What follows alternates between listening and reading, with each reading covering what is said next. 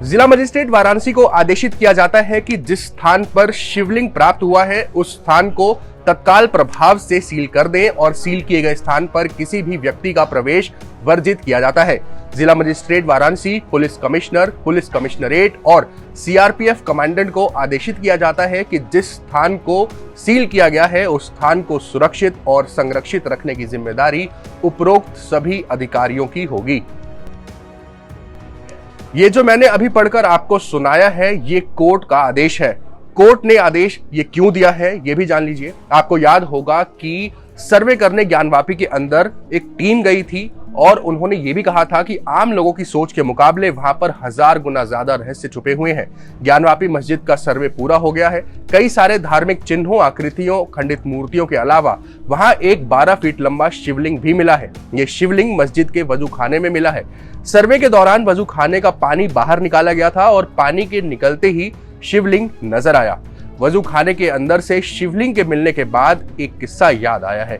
यह किस्सा है काशी विश्वनाथ पर औरंगजेब की सेना के हमले का और उस हमले से बचने के लिए आदि विश्वेश्वर के शिवलिंग को लेकर जो ज्ञानवापी कूप के मंदिर के पुजारी उसमें कूद गए थे, वो किस्सा हम आपको वो पूरा किस्सा बताते हैं।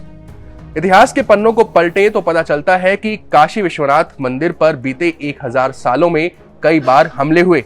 ऐसे हमले सिर्फ काशी ही नहीं बल्कि देश के अलग अलग हिस्सों में बने मंदिरों और तीर्थ स्थलों पर भी हुए थे। हालांकि 11वीं सदी तक इस मंदिर के अपने मूल रूप में बने रहने के कई प्रमाण भी हैं। मंदिर पर पहला हमला सन 1034 के आसपास होने के रिकॉर्ड है। इसके बाद सन 1194 में मोहम्मद गौरी ने इसे लूटने की मंशा से इसे तोड़ा था। बार बार इसे ध्वस्त किया गया और बार बार इसे बनाया गया। साल 1447 में एक बार फिर इस पर जौनपुर के सुल्तान महमूद शाह ने इसे तोड़वा दिया। अकबर के शासनकाल में आए राजा टोडरमल ने सन 1585 में पंडित नारायण भट्ट के साथ मिलकर इसका फिर से निर्माण करवाया था। इतिहास में ऐसे भी दस्तावेज हैं जो बताते हैं कि सन 1632 में शाहजहां ने काशी विश्वनाथ मंदिर को तुड़वाने के लिए अपनी सेना भेजी थी, लेकिन वो अपने मंसूबों में कामयाब नहीं हो पाया था।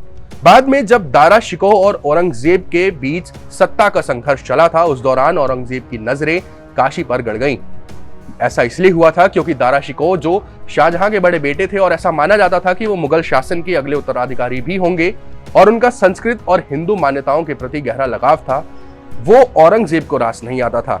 औरंगजेब ने बाद में काशी के विध्वंस की साजिश रची। 18 अप्रैल 1669 को एक फरमान जारी करके औरंगजेब ने मंदिर तोड़ने का आदेश दिया था। इसी दौरान एक और घटना हुई थी, उसका जिक्र बेहद जरूरी हो जाता है। ऐसा किस्सा है कि स्वयंभू ज्योतिर्लिंग को कोई नुकसान न पहुंचे इसलिए मंदिर के महंत शिवलिंग को लेकर ज्ञानवापी कूप में ही कूद गए थे। हमले के दौरान मुगल सेना ने मंदिर के बाहर स्थापित विशाल नंदी की मूर्ति को तोड़ने की कोशिश की थी, लेकिन बहुत कोशिशों के बाद भी वो इस मूर्ति को तोड़ नहीं पाई। ये मूर्ति आज भी अपने महादेव के इंतजार में मंदिर के उसी पुराने परिसर में है जो अब ज्ञानवापी मस्जिद है और वो उसी तरफ देख रही है। प्रधानमंत्री मोदी ने जो 5 लाख स्क्वायर फीट का काशी विश्वनाथ कॉरिडोर बनाया था, उसके नए परिसर में अब ज्ञानवापी कूप और वो विशाल नंदी की मूर्ति वापस उसमें मिला ली गई है। 353 साल पहले अलग हुआ ज्ञानवापी कूप भी एक बार फिर से विश्वनाथ धाम परिसर में आ गया है, लेकिन नंदी महाराज की दिशा और दृष्टि से कोई छेड़छाड़ नहीं हुई, जो कहीं ना कहीं बाबा विश्वनाथ की मुक्ति के लिए आज तक प्रतीक्षारत थे। अब जो शिवलिंग वजू खाने में मिला है, कहीं ये वही आदि विश्वेश्वर तो नहीं जिनकी तरफ नंदी महाराज की निगाहें हैं। ऐसे तमाम किस्से, कहानियों और जानकारियों के लिए आप देखते रहें टाइम्स नाउ नवभारत का डिजिटल प्लेटफॉर्म। धन्यवाद।